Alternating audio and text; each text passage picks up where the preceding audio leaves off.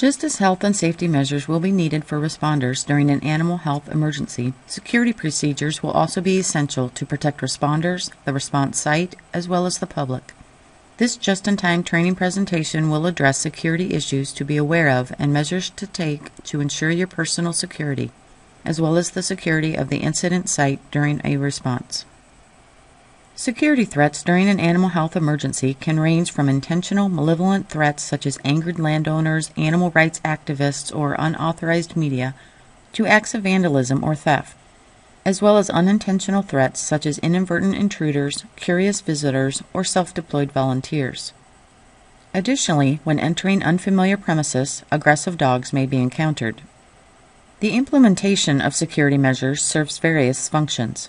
First, it helps to control access to the worksite and prevent unauthorized persons from entering or interfering with the response.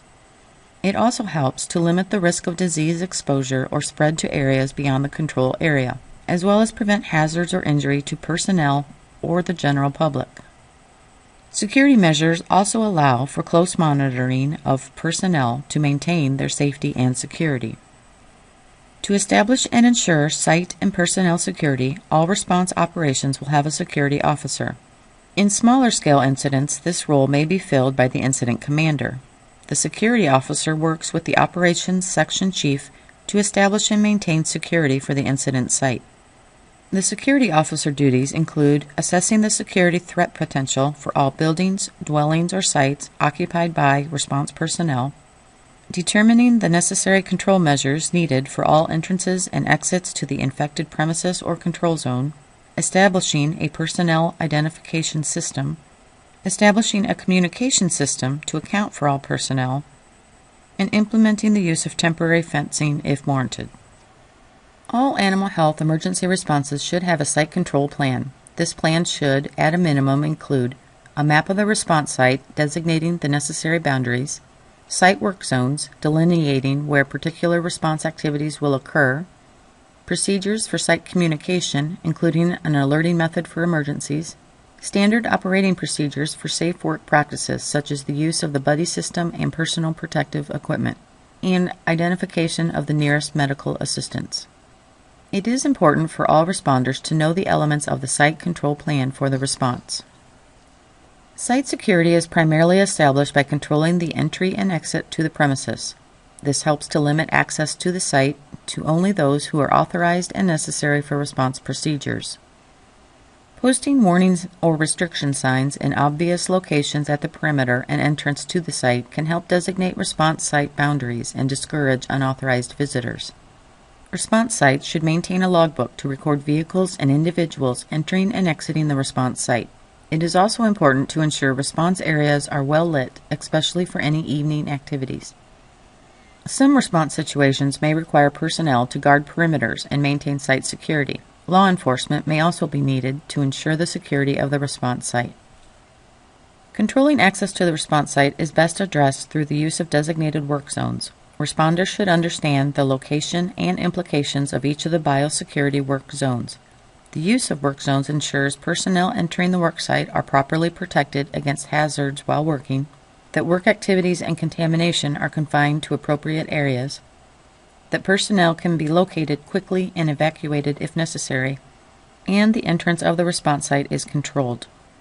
Biosecurity work zones include the hot zone or exclusion zone, which is the potentially contaminated or unsafe area such as the infected animal premises. Appropriate PPE must be worn in this area. The warm zone, or contamination reduction zone, is also considered a high-risk area due to the potential for exposure to pathogens and chemical disinfectants. All personnel are required to wear PPE.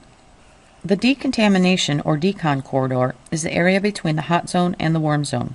Decontamination of personnel and disinfection of equipment occurs here. Teams enter and exit the site through this corridor. Once responders have doffed, disinfected, and decontaminated in the warm zone, they should move to the cold zone or support zone through the designated control access points. The cold zone or support zone is the clean, uncontaminated area of the site where responders should not be exposed to hazardous conditions. Support functions are based here. Donning of PPE prior to entry into the hot zone also occurs here.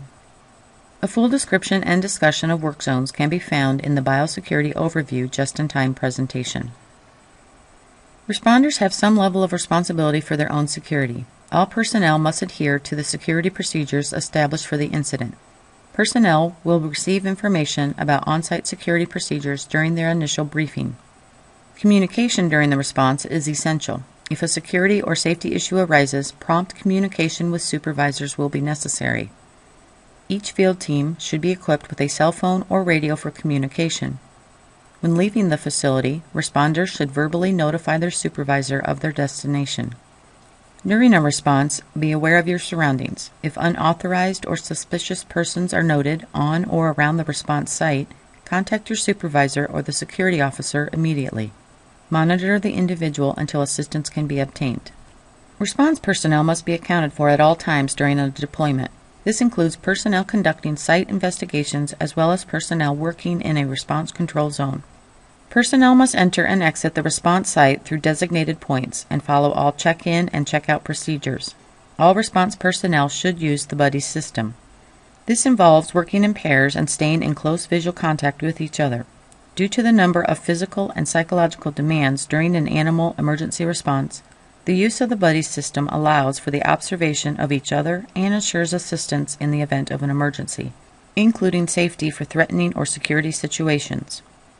Responders using the buddy system should remain in close visual contact with their partner, assist their partner as requested or needed, observe their partner for signs of distress such as heat stress or other difficulties, and notify their supervisor or other site personnel if emergency assistance is needed. If the use of the buddy system is not feasible, a call-in schedule should be established for personnel working alone. This involves a schedule of when the responder is to call in to a supervisor. During some responses, situations may arise where the actions, behavior, or language of an owner or occupant of a premises or another member of the public may cause concern for one's personal safety. In these situations, personal safety is always a first priority. If threatened, avoid confrontation. Remain calm and leave the premises immediately. These types of situations can escalate without warning. Contact your team supervisor regarding the situation. For some situations, law enforcement may be needed. When interacting with owners, use the following guidelines. Travel in teams or at a minimum with a buddy. No one should be in the field alone. Carry a cell phone and phone number list for supervisory personnel with you at all times. If a security or safety concern occurs, leave the area and, depending on the urgency of the situation, call a supervisor or law enforcement. Document the incident and provide detailed information to the security officer. Note that individuals interfering with a government employee doing his or her job are in violation of Title 18 of the U.S. Code and may be subject to fines or up to 1 year in prison or both. When entering premises, aggressive dogs may also pose a threat. It is important to be aware of your surroundings when entering a premises or yard. Upon arrival to a location, look for any unrestrained dogs or listen for barking. If dogs are seen or heard, do not enter the premises until the animals can be restrained. If the owner is present, ask them to restrain the dogs. If you are confronted by a dog or pack of dogs, do not turn and run. Instead, avoid eye contact and slowly back away while putting a barrier such as a gate or fence between you and the dog. If you are knocked to the ground, curl into a ball and place your hands over your head and neck to prevent serious injury to those areas. If you are bitten, get immediate medical attention and report the incident. For more information on responder security issues during an animal health emergency response, consult the USDA FADPrep Health and Safety Guidelines and the USDA Health and Safety Plan. Information provided in this presentation was developed at the Center for Food Security and Public Health at Iowa State University College of Veterinary Medicine through funding from the Multi-State Partnership for Security in Agriculture.